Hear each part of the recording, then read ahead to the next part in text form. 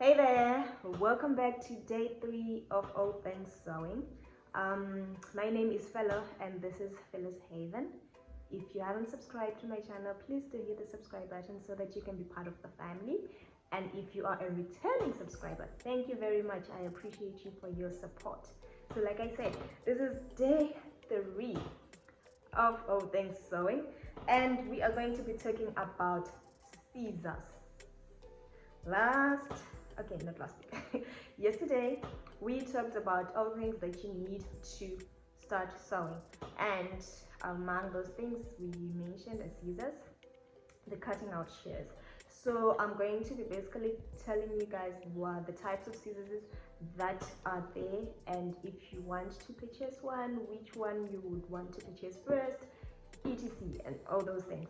So the first type of scissors that you would want to have is the dressmaker's shears. That is going to be the main girl in your project. That is going to be the main thing that you're going to be using in your project in terms of scissors. So what is a dressmaker's cutting out shears? This is a scissors that is maybe it depends, it comes in different sizes. It can start from 7 inches to 10 inches, and it has 2 blades, the one that is pointed and the other one is round, and you use mainly this for your fabrics, for cutting out your fabrics, not on paper. You don't use this to cut it on paper or anything else. You use it only to cut your fabrics, because the moment you use it on paper or anything else, it's going to be blunt, and when you're cutting out your fabric, it won't be as crisp as you would want it to be, which will give you problems when you're not sewing and things like that. And the second type of scissors that we have the pinking shears.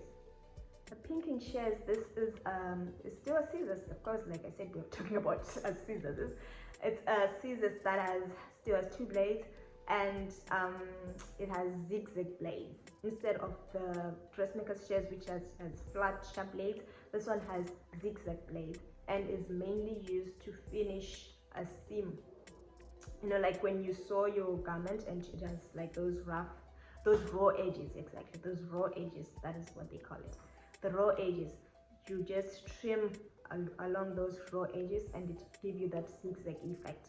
That is just a way to finish some of the garments. There's some garments that you see that are finished with that pinking out shears, so that your fabric does not fray. So that is the main purpose of a pinking shears. The other type of scissors that we have an embroidery scissors. This is like a very tiny small scissors that you find. It's mainly used to snip threads or to cut through those delicate fabrics, or there are those edges that you have to cut, but you have to be very precise about it. You can use an embroidery scissors, or you can just cut with like the name, embroidery scissors.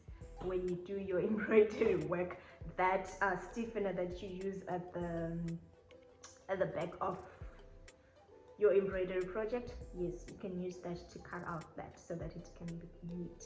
And we also have a rotary cutter. This is not basically a scissors, but it can also fall into this category.